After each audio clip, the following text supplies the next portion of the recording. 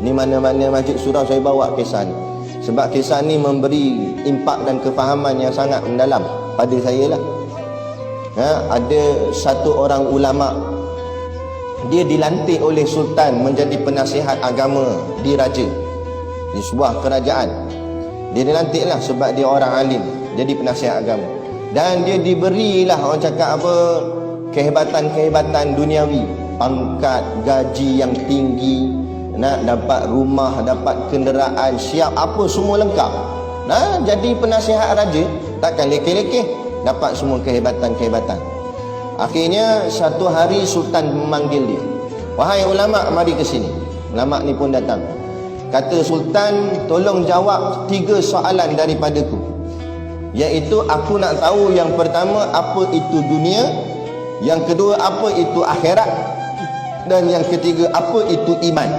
3 soalannya, bukan banyak, bukan sampai 30. 3 soalannya. Aku nak tahu apa tu dunia, apa tu akhirat, dan apa tu iman. Tetapi dengan syarat aku nak jawapan tu pendek sahaja. Tak nak panjang lebar syarah dia. Jawapan mesti pendek. Dan jawapan yang pendek tu pula aku faham, kata sultan. Yang ni yang payah Kalau jawab dan faham, ghalibnya nak bagi faham, mana boleh jawab pendek. Kebiasaannya nak bagi faham kena syarah yang panjang. Tapi masalah sekarang, sultan kata dia tak nak jawapan panjang-panjang, dia nak jawapan pendek je, dan dia nak dia faham. Allah, payah. Akhirnya pening ulama ni. Dah kali tak boleh nak jawab, sultan panggil dia. "Dah sehari dah aku tunggu jawapan daripadamu, tak ada jawapan. Ginilah, aku bagi tempoh seminggu, 7 hari. Kalau lepas minggu ni kamu tak jawab juga soalan ni, maka segala yang kerajaan bagi kat kamu akan aku rampas semula. Pangkat ambil balik, gaji ambil balik, rumah ambil balik, kenderaan semua ambil balik." Jadi ulama ni mula risau. Sebab dia dah, orang cakap apa, dah hanyut dengan keseronokan dunia. Dia dah sonok dengan dunia, maka dia risau dunia ni akan hilang, pangkat dia ni akan hilang. Akhirnya dia keluar daripada istana dan dia cari ulama-ulama yang lain untuk nak tanya soalan ni. Mana tahu ada ulama lain yang boleh berikan pada dia jawapan. Dia pergilah jumpa, pergi pondok mana, pondok sini, jumpa tok guru ni, jumpa tok guru ni. Dia pun alim dah, dia pun tok guru gak, ulama besar gak. Tak, tapi sebab nak jawapan yang ringkas. Rata-rata ulama lain semua jawab panjang-panjang lebar. Dia kata tak boleh, sultan nak jawapan pendek. Ulama yang lain jawab, mana boleh. Kalau jawab pendek nanti tak faham. Jawapan mesti panjang lebar. Tak boleh, dia kata. Sultan nak jawapan pendek ke? Akhirnya buntu dia. Macam mana dia nak jawab depan sultan? Akhirnya semakin hari semakin berlalu. Sampailah hari yang terakhir, hari last. Malam ni, esoklah dah. Kalau esok tak jawab juga, segala akan dirampas. Jadi dia pun termenung hari tu. Tengah hari dia duduk di bawah sepohon pokok waktu tengah hari, lebih kurang.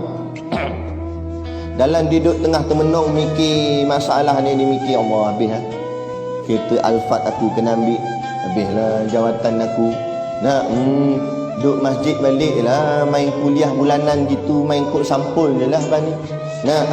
Dah tak dapat dah kehebatan-kehebatan pangkat. Masa jadi penasihat di raja. Lah kali tiba dekat dengan tempat dia termenung tu ada kebun. Ada satu orang pakcik sedang mengusahakan kebun dia. Jadi pakcik tu pun perasan, pakcik tu panggil dia, "Nak mari sini. Makan dah belum? Nampak murah benda ni." Dia kata, "Tak makan lagi." "Macam mana nak makan? Saya ni dibelenggu dengan masalah yang sangat besar." Dia kata, "Kalau begitu ginilah, makan dengan saya." Jadi dia ajak, pakcik tu ajak ulama ni makan. Pakcik ni tak kenal ulama ni, dia makan sekali. Dalam duk makan tu, ulama ni pun terdetik fikiran dia. Cuba aku tanya pakcik ni, mana tahu dia boleh jawab. Dia pun sambil-sambil makan, dia kata, "Pakcik, saya dah buntu idea dah ni. Saya ni ada masalah. Ada orang, dia tak mengakukan depan pakcik tu bahawa dia ni penasihat agama. Cuma dia katalah, saya ni ada masalah. Ada orang tanya saya 3 soalan. Dia nak jawapan tu pendek dan ringkas. Saya tanya habislah ulama-ulama lain, semua jawab panjang lebar. Jadi saya tak kira lah siapa saya jumpa, saya tanyalah. Termasuk pakcik, tak apalah, tukang kebun pun tukang kebun lah. Jadi saya nak tanya pakcik, Yang pertama, apa itu dunia? Yang kedua, apa itu akhirat? Dan yang ketiga, apa itu iman? Pakcik ni jawab ni. Pakcik dia kata, Allah, ingat soalan payah sangat. Kacang goreng je, soalan ni senang, kata dia. Bukan payah sangat, senang je. Nah, kalau senang apa dia pakcik?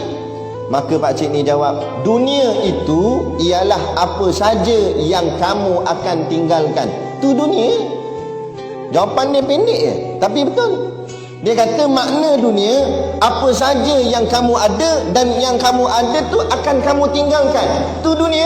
Pangkat kamu akan tinggalkan. Harta kamu akan tinggalkan. Rumah kereta kamu tinggalkan. Termasuk bini dan anak-anak kamu pun. Kamu mati, kamu akan tinggalkan mereka. Itulah semua dunia bagi kamu.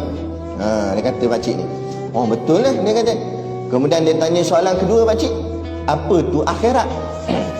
Maka pakcik ni kata, akhirat adalah apa-apa yang kamu nak bawa ke alam sana. Tak kira lah apa pun. Apa saja yang kamu nak bawa ke sana, itulah panggil akhirat. Semayang kamu, puasa kamu, sedekah kamu, umrah haji kamu, korban lembu kamu, apa saja yang kamu buat untuk nak dibawa ke alam sana, itu dipanggil akhirat. Betul lah dia kata. Jawapan pendek. Inilah aku nak jawab kat Sultan nanti. Sonok dah dia. Sebab 2 soalan dah terjawab. Daripada 7 hari tadi tak boleh jawab, ni dapat dah. Setelah kali dia kata, soalan ketiga pakcik, apa itu iman? Pakcik tu kata ginilah, aku nak makan ni. Jadi soalan 3 aku tangguh. Pasal nanti aku jawab. Sekarang kita makan dulu, pas makan kita semayang zuhur. Sabarlah nak, dia kata. Tak apalah, dia ni sanggup tunggulah sebab nak dapat jawapan. Tunggu. Mayang zuhur, pakcik tu selesaikan kerja dia kat kebun. Habis masuk waktu asar, nak mayang asar. Lepas pas mayang asar, teruslah dia ni kata, pakcik, apa jawapan yang ketiga, soalan ketiga? Pakcik kata nak jawab lepas asar. Dalam waktu tu, pakcik ni dia ada bela beberapa ekor anjing. Anjing yang digunakan untuk jaga tanaman. Dalam Islam, anjing kita bela untuk jaga kebun dibenarkan. Yang diharamkan anjing yang kita bela untuk main dalam rumah. Itu baru malaikat tak masuk rumah. Tapi sakat jaga kebun boleh. Jadi pakcik ni dia ada anjing yang jaga kebun. Jadi anjing tu pula waktu tu tengah makan sisa-sisa makanan yang depa makan masa zuhur tadi. Kan depa makan nasi tadi. Jadi tinggal tulang-tulang, baki-baki makanan tu longgok kat tempat sampah, anjing tu makan situ. Jadi kata pakcik ni, kalau kamu nak jawapan yang ketiga, apa itu iman, syaratnya kamu kena makan dengan anjing tu. Jadi termenung, dia ni ulama, orang yang sangat alim. Dia pun menung, dia kata, mana boleh makan? Anjing ni najis mughalazah, najis berat. Kalau aku makan dengan dia, aku makan dengan najis. Najis mughalazah, najis berat. Kalau najis ringan boleh tahan kira, ni dah lah najis berat pula tu. Payah ni. Tapi kalau aku tak makan, habislah duniaku. Pangkat aku kena rampas, jawatan aku kena ambil, rumah kita aku kena ambil. Lagi masalah dia kata. Nak tak nak kena makan lah. Dia pun berlari kat tempat anjing tu untuk makan dengan anjing.